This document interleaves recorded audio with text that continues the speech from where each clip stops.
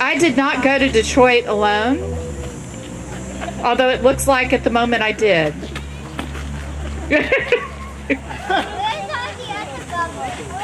Here, you want mine? Okay. Very good. Emily. Yeah, where'd that go? Yeah, Esmeralda and Hector. 7,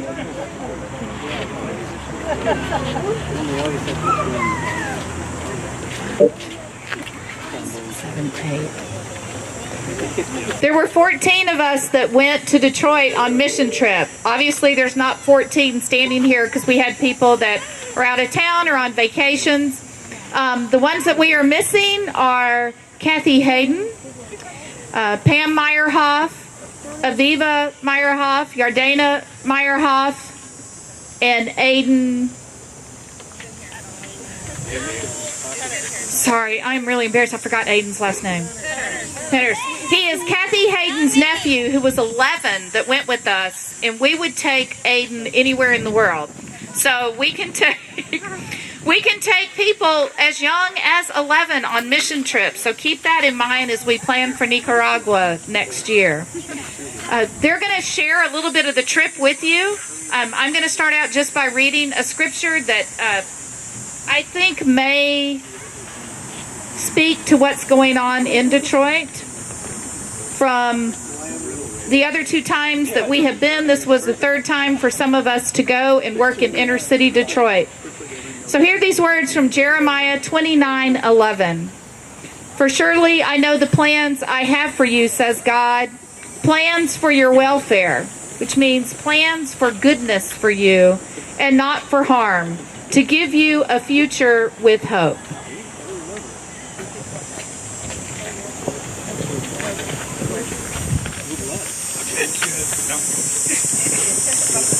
Morning. Good morning. Glad to see you again. Good to see you too, Ernie.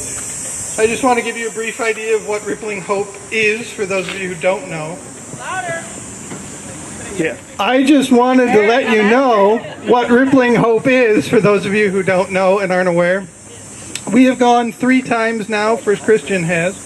This was the first time it's been a SpringHouse joint mission. We all piled in a bus with 1 extra seat for all our stuff. Drove to Detroit and spent a week there working with Rippling Hope, where we went through inner city neighborhoods and communities, and we helped people do work on their house, whatever it is that they needed. Painting, cleaning gutters, rebuilding steps, light plumbing work in some cases. Yay, toilets.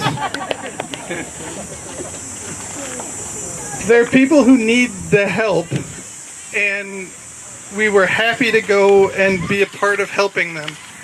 Rippling Hope is an organization in the middle of a city that really needs the help.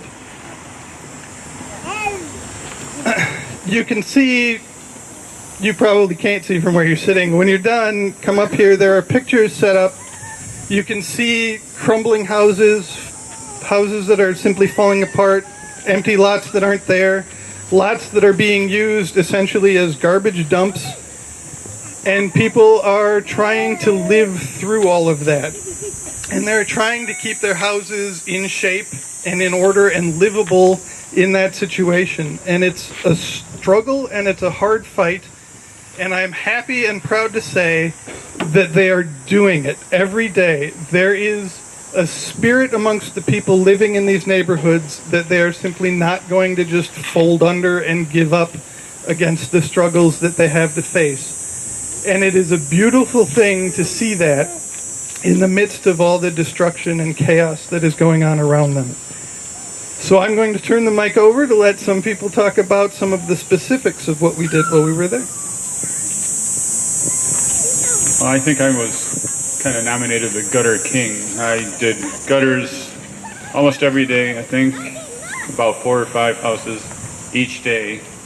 Some were good, some were really caked in and had to dig and get them clean, but at the end of the day, you feel good, and these people are really happy to get them done.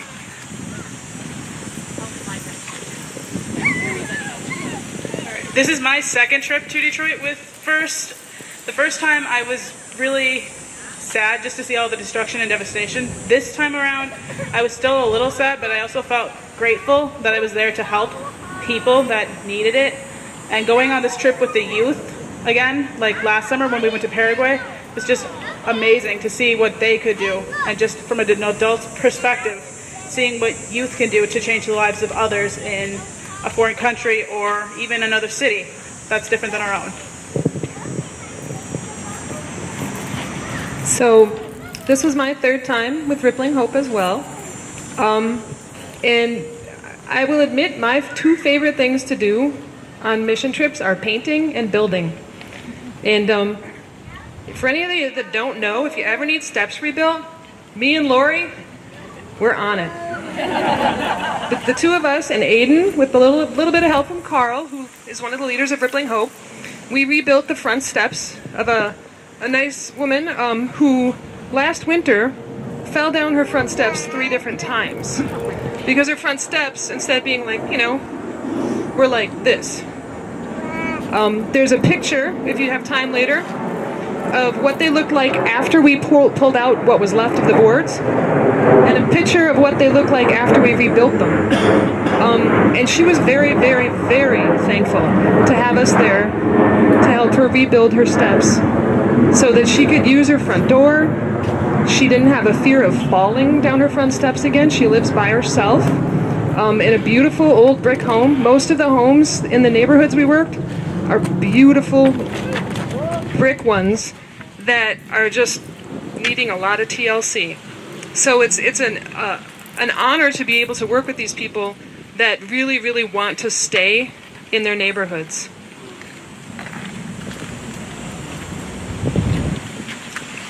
Rather than talking about what I did during the trip, I chose today that I would like to talk about the people of Detroit and what they are doing. And it's kind of been hinted at a little bit, but most of the people that we were helping directly were retired women, I would say. And they are there and they are fighting for their neighborhoods. And we learned a little bit about the associations that are in place there. Every neighborhood has its association, and a lot of them are working thank you, children.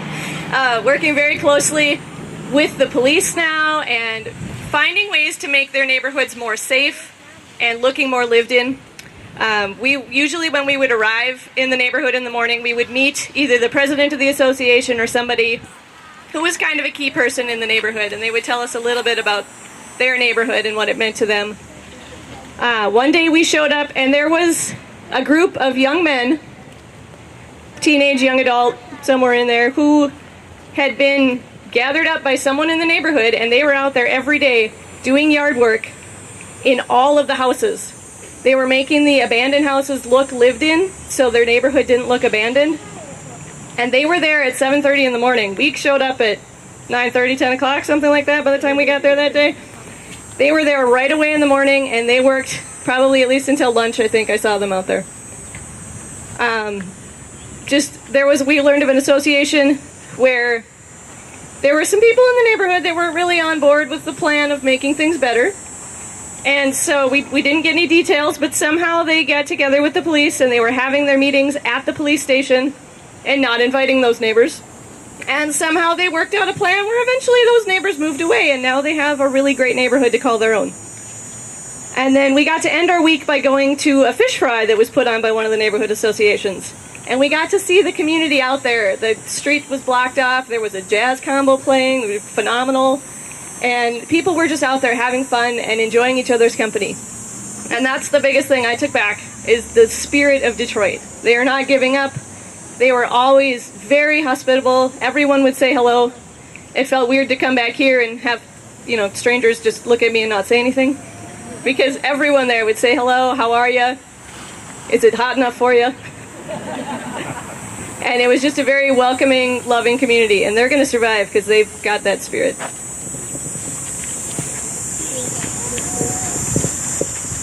So this was my first time going to Detroit. I've been on several mission trips though, and as in the other trips that I went on, what I took away from this trip the most was going to a new place and meeting new people and just seeing how people all over are just like we are, and they're working hard and trying to get by and to make the world better.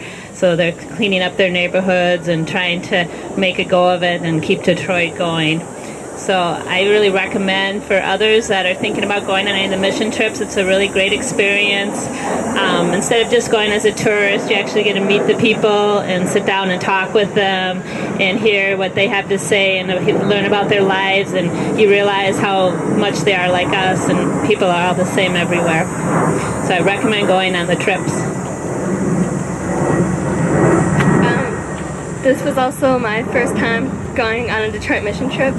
And I mostly just did painting and yard work, but the people were always really thankful about what we were doing, and everyone was just really friendly, like Becky said. They'd always say hello, and I think it was the second night we went and got a few like soccer balls and just started kicking them around in front of the church, and pretty much right away a few kids started coming over and playing with us, and it was really nice just meeting different people there. Hi. It's also my first time going to Detroit. And I did go to Paraguay last year, and we helped at a camp at Paraguay, and that was all fun, but it was mostly touristy and wasn't all that needed, whereas this time we actually got to go out there and help the people and do more than just painting, and I don't know what it's actually called, what we were doing. At the camp, we were like glazing the wood. But varnish is the man. Thank you. And yeah, it was really nice to meet all the people, and the boys that were there, they were somewhat close to our age, so got to know them, and those little kids that came out and played with us. And one girl was braiding our hair, or trying to. It was just really fun. I also recommend going. And all these people are a great group of people, so hopefully they're still coming next time, except for Steve. No. Steve's one of my favorites. Yeah, so great. Now I have a microphone. Anybody have anything else to add that you... I know that Kathy Hayden had sent an email. You want to say it and I'll pull it up? Or do you remember which... I just wanted to add that most of you know that when we went to Detroit 2 years ago, we had an injury. This year, Steve came back unscathed. But we did have an injury. Kathy Hayden looks pretty good as a redhead, just saying. She's all healed now. She didn't even need stitches, but she got a whack in the head, and then Amanda has a little scar on her toe. But it's really cute. Adds character because she needs it. No, that's not true. But and safety is a big thing on the mission trip. We try to be very safe. Whether we're, working in a yard or walking around. We did go a couple other places when we were there. We went down to downtown Detroit along the Riverwalk. And then we also went up to Canada for a half day to Port Huron and Sarnia. And we got jumped at the border. That was our joke. The bus wouldn't start at the border, so we got to jump for the bus. In the gate. We're like in the gate at the border, and the bus wouldn't start. After the Border Patrol guy told me not to turn the bus off, and it's like that electrical outlet that you stick your finger in when they tell you not to. He said, "Don't turn off your bus," and I went, "Okay," and turned it off. And it wouldn't restart. But we got through that. But anyway, so we did do some touristy type stuff. That was fun as well. But like everyone said, I encourage anyone who has that can-do attitude and wants to learn and be a part of a community. Mission trips are fantastic for that. Kathy Hayden said that she had a great time on the mission trip and that she enjoys going and the difference that we can make and looks forward to the one next year, which Rhonda and Ashley and I are planning for Nicaragua next year, so mark it on your calendars. You'll get the dates soon when we have them set for sure. I want to thank y'all for going. You worked really hard, harder than we worked in Paraguay, but it was a different experience. You made a huge difference. There's lots of people that are able to stay in their homes this winter and for their homes not to be broken into, and the neighborhoods are looking better and better. And I believe that is what we are called to do, is to make life better in this world, to make this a better world. I can guarantee that the members of your congregations are doing that. We didn't have anyone from Salem go, but Salem gave money for this mission trip too. So all 3 congregations made a huge difference in the world, and you should feel good about that and celebrate it, but also know that there's more out in the world for us to do as SpringHouse, as individual congregations, and as individuals. Thank you very much for going, and thank you for listening to our presentation.